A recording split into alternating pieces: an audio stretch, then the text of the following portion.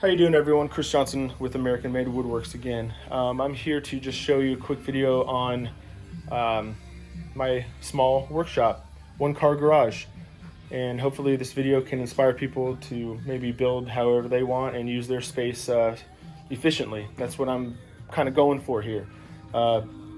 Use your space as you need, most efficient way possible. So I live on Joint Base McGuire Dix Lakehurst in New Jersey. So I'll go ahead and start outside. So you saw me pretty much build all this up in the time-lapse video here. But there's my shop vac, large rigid. I'm not a big rigid guy, but shop vacs, they make great shop vacs. But I got the dust separator right here, just Home Depot special. I made the cart myself. And then all my power runs out here over to a power block there to power everything I need out here. So table saw, this is my Kreg miter gauge here, which stores under here, and that will lock it up there. Sander, quick little bracket to hold my sander out of the way. Got my DeWalt 799, which I built this whole miter station around. And the right wing here, I kind of just made into a router lift table here. I still have to add the T-tracks for the fence and the stops and whatnot, but as you can see, there's a little tool for it. And this is kind of my miter station here. Works for what I need. It's just 3/4 inch plywood and 2x4s. Just got my compressor, these Husky tables, got 2 of these things. I recommend these for anyone that needs extra table space. I've had these before any of this stuff in my garage. As you can see, these things have been around the block a few times. They've seen a lot of work and they're still very sturdy. Highly recommend. A little expensive, but believe me, they last. So coming into the garage, got my clamp rack over here. As you can see, it's overflowing, as we all know as woodworkers. We can never have too many clamps, right? Yeah. I just got all my magnetic stuff on the actual panel there. Drill station, simple drill station I just kind of threw together. Got the impacts, drills, wireless router, job site radio. Got to have a job site radio. Levels, straight edges up there. Simple clamps here on the side, and I kind of just expanded on this also, added these little brackets so that I can keep those off the ground or out of drawers. Coming over here, temperature gauge and humidity indicator.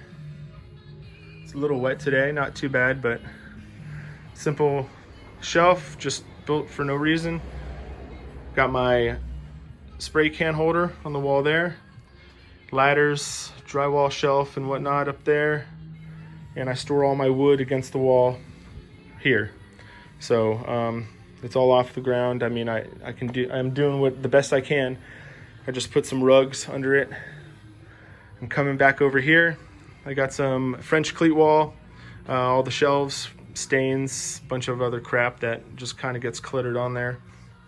2 sawhorses with a 2x4 MDF top. Let's see, belt sander, tapering jig. There's my Kreg K4, little station I built for it. What else? Dado stack, circular saw, jigsaw, belt sander there. That's my router fence. What else? Coming over here, joiner, rigid 6-inch joiner. It's on a mobile cart if I need to move it. And then coming over to the very front left of my garage. So don't mind the clutter. As you can see, my CNC, it's the Shapeoko XL. I kind of regret getting the XL, but I bought the XL just because of space issues in this garage. I got the Harbor Freight single dust collector there. Going to a 4-inch hose up the side. And then it reduces to 2.5, going right over to my dust boot here from PWN CNC. So like I said, this is my Shapeoko XL. I regret getting this. I wish I would have got the XL to begin with, but I'm soon to expand. This is the expansion pack to a double XL. Got the two side rails here, and then all the hardware, new wasteboard there. And since I'm going XL and I haven't done it yet, I'm kind of waiting until I get some projects done, but I'm gonna expand to the double XL. But at the same time, this box down here is a spindle, water-cooled spindle, so it's gonna be upgraded from the router. And then these boxes down here are going to be, they have the HDZ Z-axis, so it's going to go from belt driven to a screw drive. So the HDZ is going to support the bigger, heavier spindle, and also I'm going to expand to the double XL size, which is going to bring the front of the CNC probably out to about here. And then once I do that, I'm going to have to expand the table too, since it's going to be a bigger a machine there. So I built this whole enclosure and table on rollers, so I can pull this whole cart out with the enclosure and everything. I can roll it around the shop if I need to. So I'll have to pull the whole enclosure off, expand the back of the table, make sure it's perfectly level, and do all that kind of stuff once I do expand into the double XL there. Now onto my CNC software and how I control it. I built this little table also, just out of pipe fittings, just to the side of my table there, and this can move up and down, left and right if I need to. I bought a cheap 32-inch TV for the monitor, wireless keyboard, wireless mouse. TV is mounted onto a piece of hard maple right onto the side, so I can move this TV around as I need to, as you can see there. So anyways, now my laptop to control this is not in the garage. Like I said, everything's wireless out here to keep my nice laptop safe away from dust and all that kind of stuff. It's in the house right on the other side of this wall. So like I said, don't mind the clutter there. Behind this toolbox, I have a 20-foot HDMI cable and a 20-foot USB cable going along the wall, through the wall, into the house, right over here to my laptop.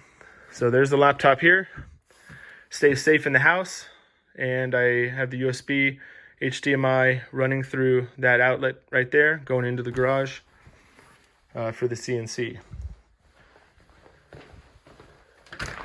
So some of you might not have the ability to have your CNC so close to the inside wall to your house, but that's the reason I put the CNC here in this corner versus, you know, over there or wherever else. Anyways, so that's how I control everything here.